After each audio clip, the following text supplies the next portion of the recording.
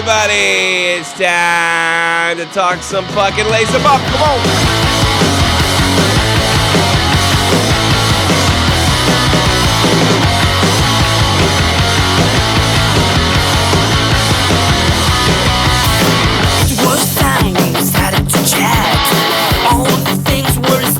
What's happening, everybody?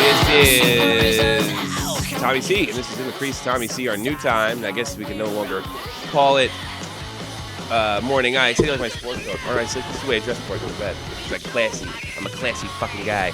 Look at me. And I'm here to talk little hockey with none other than the great Canadian, Quebecian. What are they calling you? The Crown Prince of... What are they calling you now? It's something like the Middle Eastern Prince of Hockey. Yes. You're here with the Middle Eastern Prince of Hockey. You couldn't be much more of a bunch of racist white guy douchebags, right? Over here.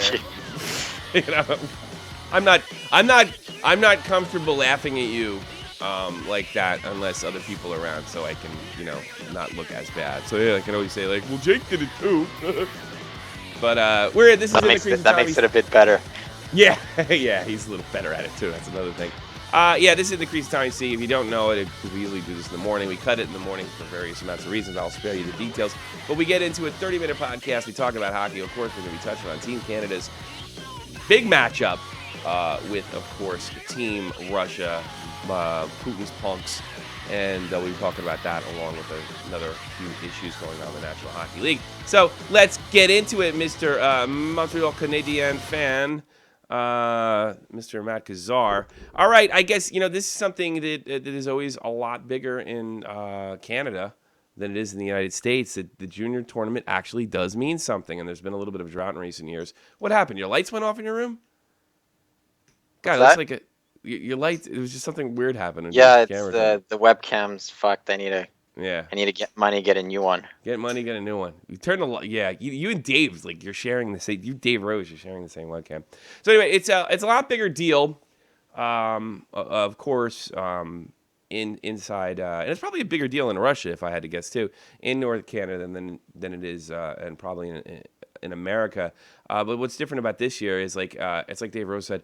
This feels like Team Canada's year. Everything seems to going in their way, but an old enemy. Flashes of the 1972 Summit Series, Team Russia is ready to meet you. On a scale of 1 to 10, how's the excitement level going into this game over in your homeland right now? Oh, it's about a 9 to 10. Absolutely. Really? It's a huge rivalry, Russia-Canada. Just the history alone, like the build-up to it, It's huge.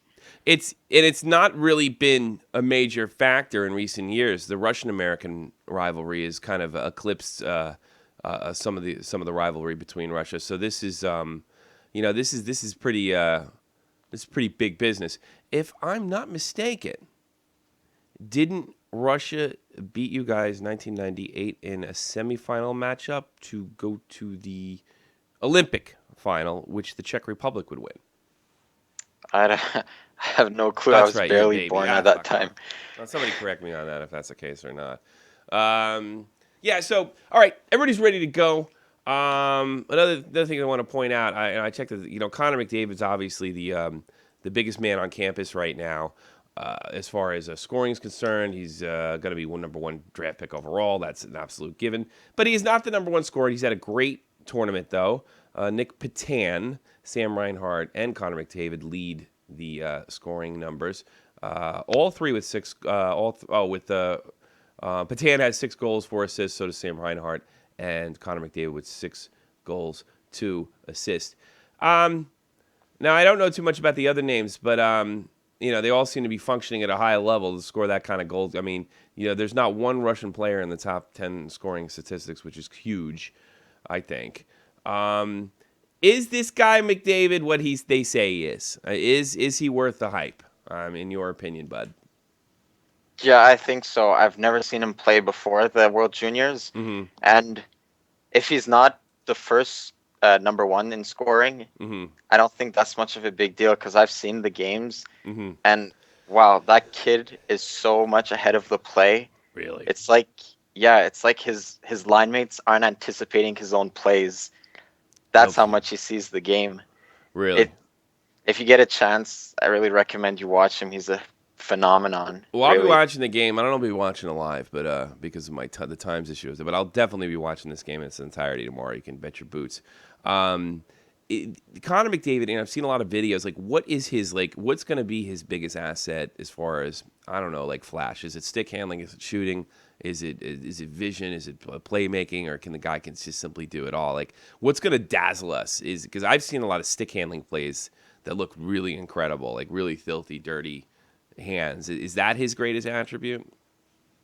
I wouldn't say it's his greatest attribute. I think it's gonna really, really help him in his career. But from what I saw, his greatest attribute is his passing. I mean, Really? just these world-class passes. I'm not even joking. And Gretzky-ish? what's that? Gretzky-esque?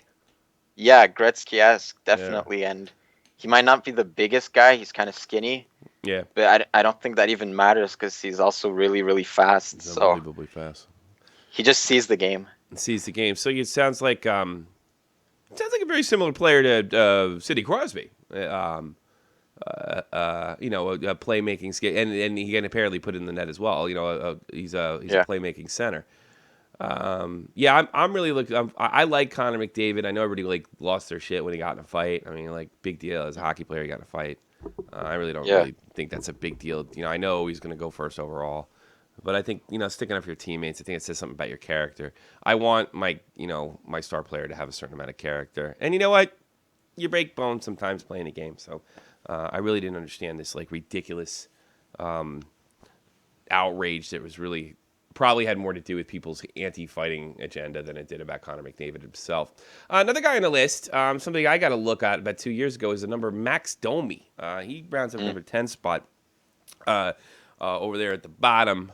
I'll put on the screen and say Max Domi, of course, the son of Ty Domi, legendary enforcer for the Toronto Maple Leafs, Winnipeg Jets, and the New York Rangers.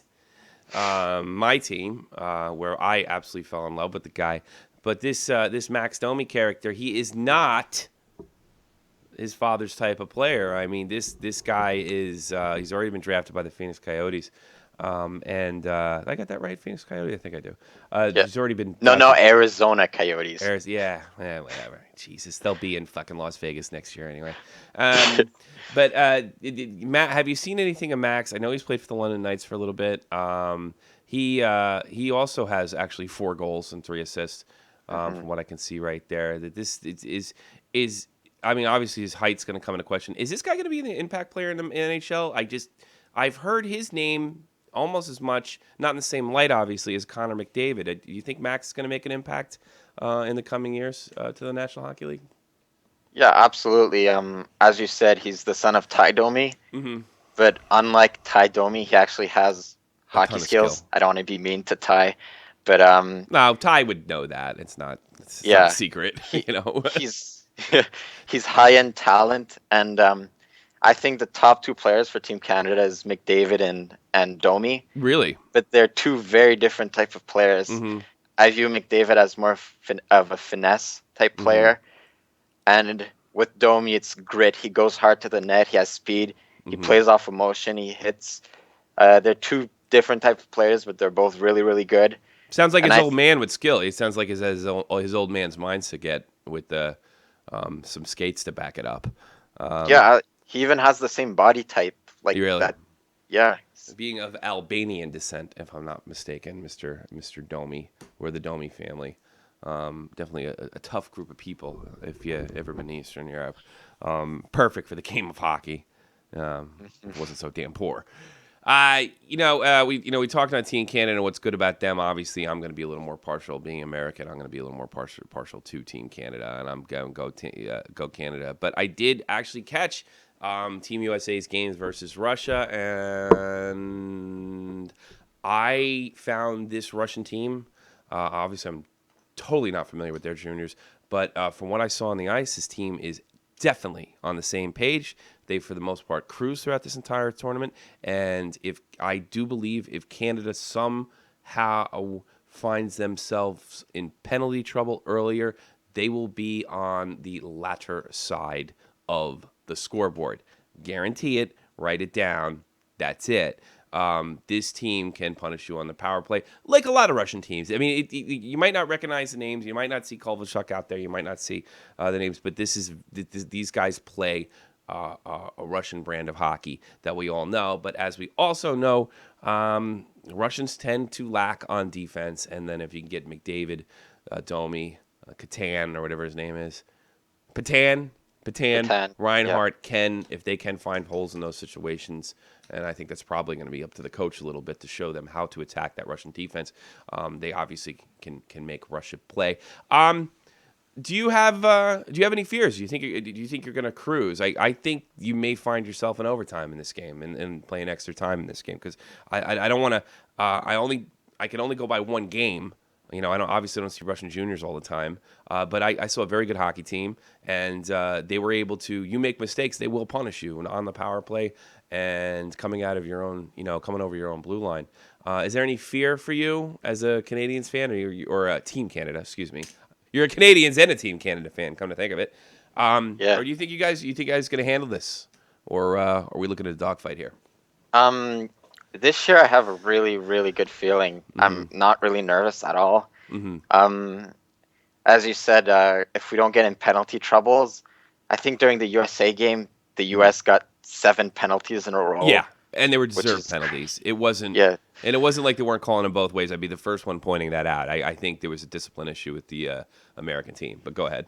Yeah, the reason I thought US and Canada would end up in the final is because they have a North American style of play. Mm-hmm.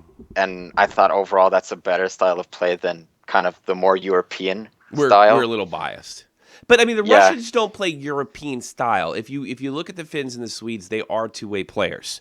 The Czechs kind of play a crossover between Russian and, I would say, Swedish and Finnish style. And the Russians play Russian style. There's a big difference between European and Russian style. And there is not as much emphasis on defense in those big rinks they play in growing up. And this, with the smaller rinks inside of North America, that would be able to punish them. But I'm just saying you cannot underestimate this Russian team because they can put it in the net. And they have cruised, and they beat the second, third best team in the tournament, actually kind of, handled them for the most part.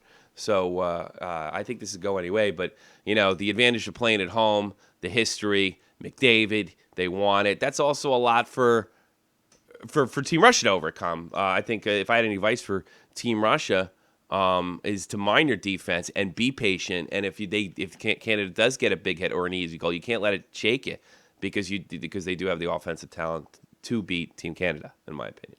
But I think more than likely it's going to be, in the end, it's a mental game, and there's a lot of boys on the ice, and they tend to rattle easier. Any final comments on the this particular matchup, which is such a big deal? Well, nothing much. I mean, good luck to Canada. I'm sure it's going to be a really, really good game, really exciting one, and that's pretty much it. Go Canada, because I put $100 on it. I'll get kicked out of my house if I can't pay my rent. Meet the spread, oh Canada. All right, how do you like? Okay, but anyway, I'm having problems these days. We need to win. So, going on to real quick note. If you look, you can see my YouTube page in the inside.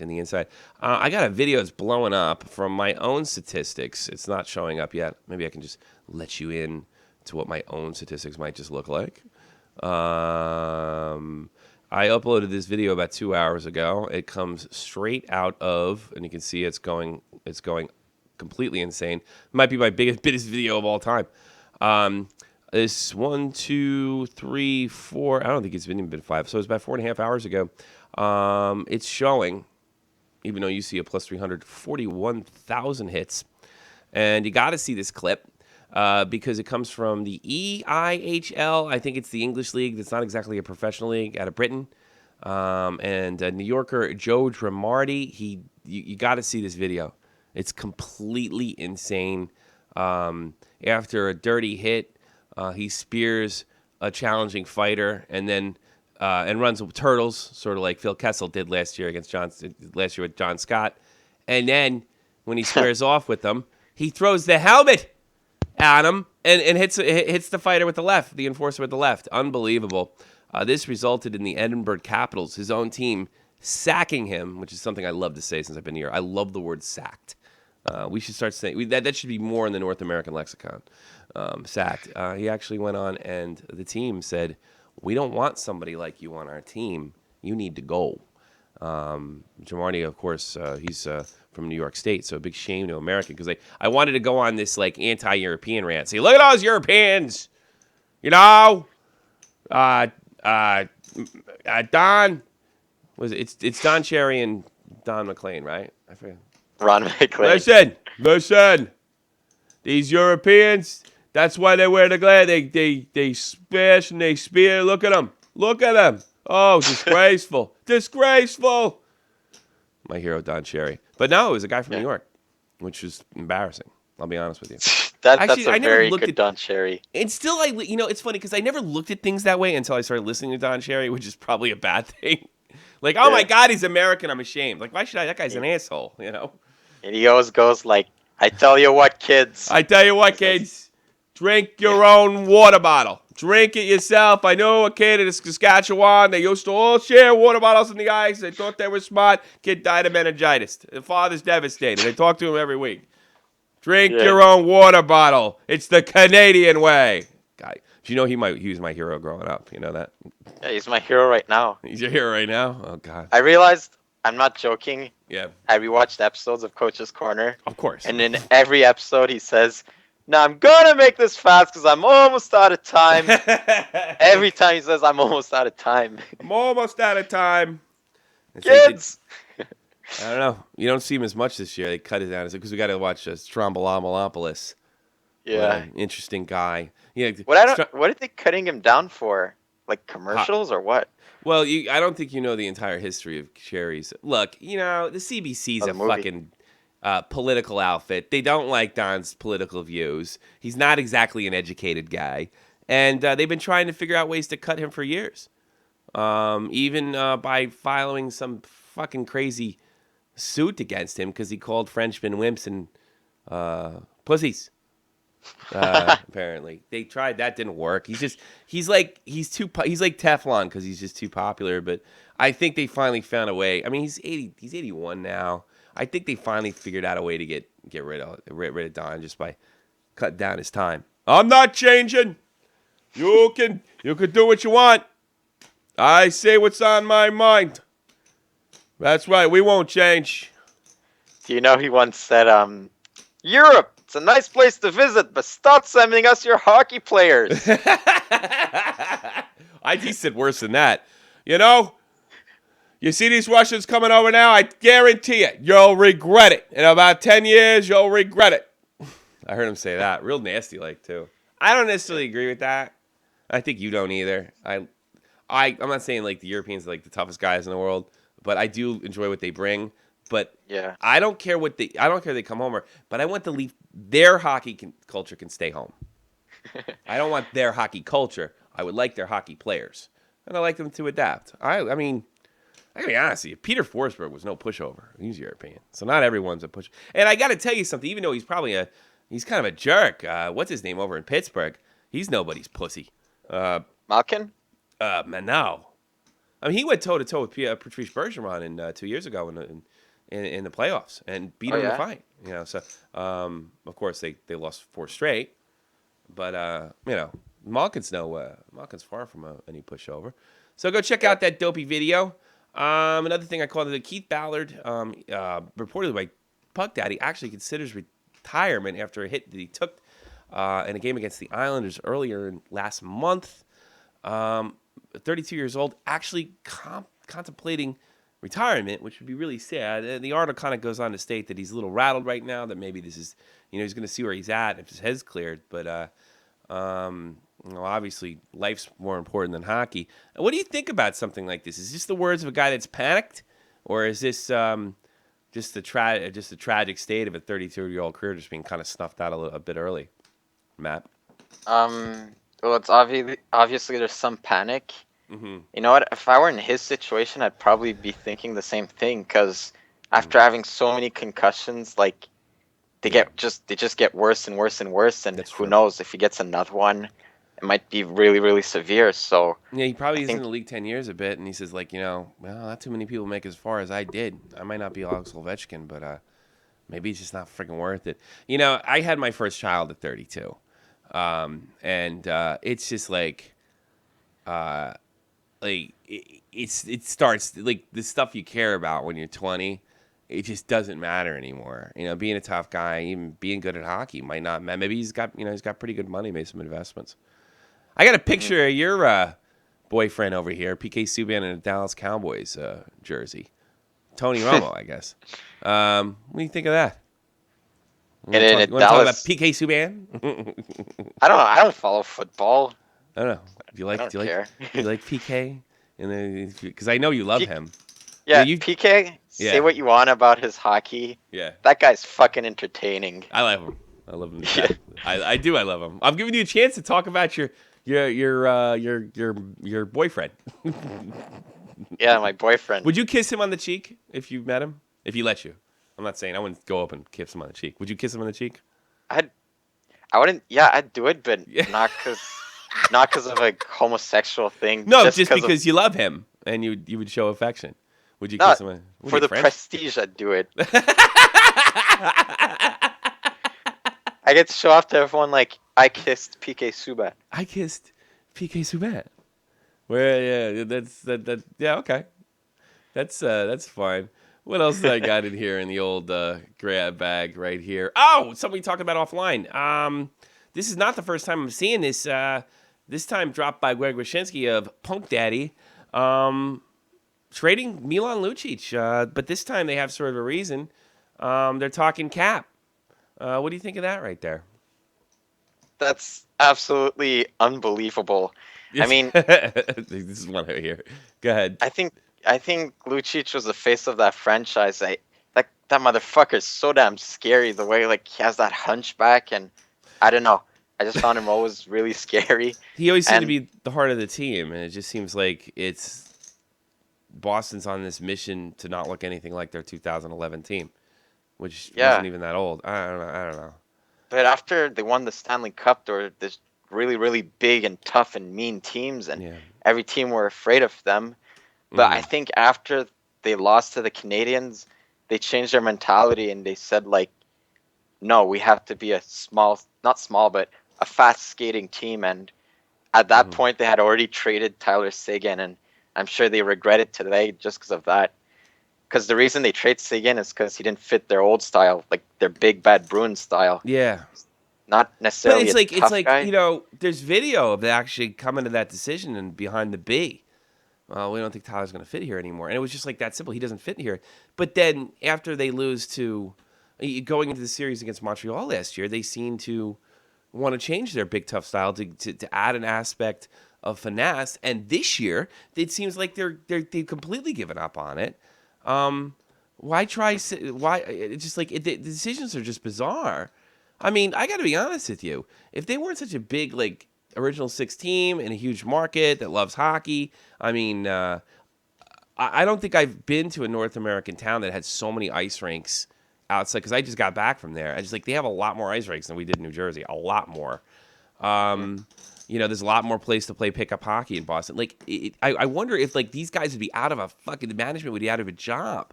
We're gonna be big and tough, and we're get rid of this phenom.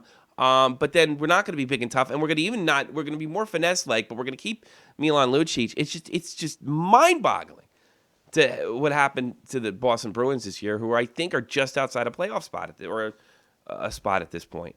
I mean, it's just mind-boggling. I said they were guaranteed to make the playoffs. It might be close. It might actually end up being close. Now, age is an issue. I think nobody wants to talk about Chara getting up there, but it's just I don't know. I heard a reporter say he was talking to this player out west, and he didn't want to mention any names. Yeah. But he asked them, "What the fuck's wrong with the Bruins this year? I mean, why are they the way they are?" And that player said, "Well, it seems that the previous years when we'd play the Bruins, And when we'd lose against the Bruins, I mean, you felt it. They felt extra special, like not extra special. They felt super bad, and it hurt when they lost against the Bruins. And for some reason, this year when that happened, like that didn't happen. They didn't feel necessarily bad. So they didn't feel bad. Dave Rose. Dave Rose joining us right at the very end. What's up, buddy? Hey, Tommy C. Salutations, Middle Eastern Prince of Hockey. Oh, fuck. I fucked it up. Ah! The Prince of Hockey. Good. The Middle Eastern Prince of Hockey. Yeah. Salam alaikum. Ah. Oh, salam alaikum. And he's supposed to say Salaikum Salam. I even know that, but I'm the only one out of 3 that's ever been in the Middle East. But. Yeah, because but Yeah.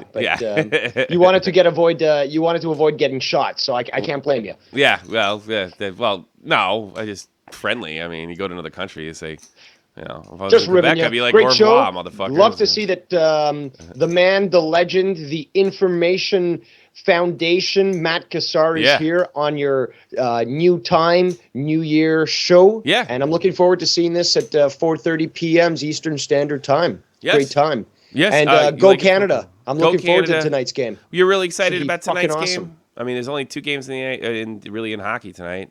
You got Sharks and Winnipeg, which might actually be worth watching under other circumstances. Yeah, but I've got to watch Canada. I mean, Yeah. I'm cheering for Winnipeg this year. They're looking great. I find them somewhat of an underdog team, and they're really inspiring me. And I've always had a soft spot for the Jets and for the Nordiques.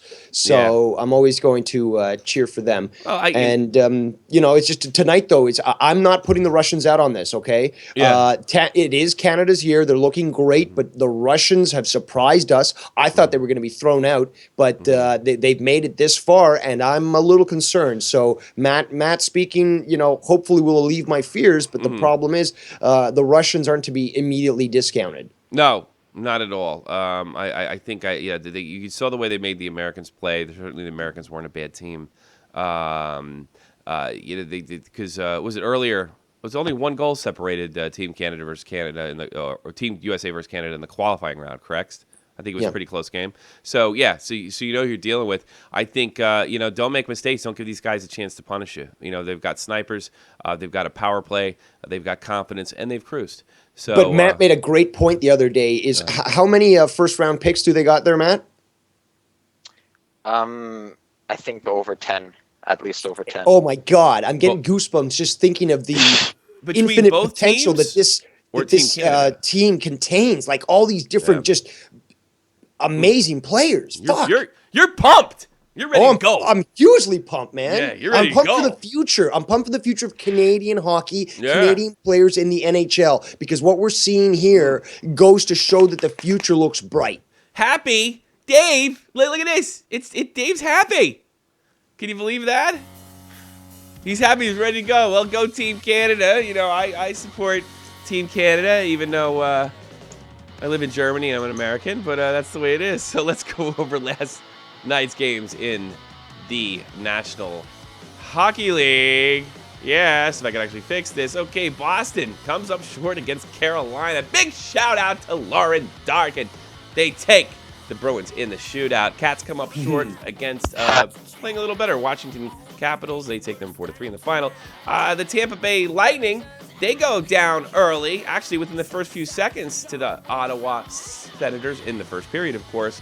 But Tampa Bay comes back, featured in this game. A beautiful goal that was uploaded right here on Shot from the Point Hockey by none other than Steve Stamkos. If you played NHL 94, you'll be familiar with this goal. 4-2 is your final. The Dallas Stars took on the Chicago Blackhawks and got a familiar result from other teams that take on the Chicago Blackhawks. The Chicago Blackhawks take Sagan! And the Stars, they take them in OT. Columbus Blue Jackets, they pound on the hapless Colorado Avalanche, the team that probably destroyed my fantasy team chances this year. The Nashville Predators have a very good game against the Anaheim Mighty Punks, but they get taken in the shootout. Really nice shootout to watch. I don't really promote shootouts, but I actually kind of enjoyed this one. And what the fuck? And what the fuck? What the fuck? The real deal, Holyfield, New York Islanders. Your pick. It's your pick. What are you talking about? I thought you picked the Islanders. I didn't think... At the beginning of the season, you're saying Islanders are looking for playoff position. Oh, they will be. I think they're still in position now. Yeah, but 5-2 against Yeah, 5-2 by Edmonton. It's unbelievable. And the Islanders wrong go with down. this world? I'm scared.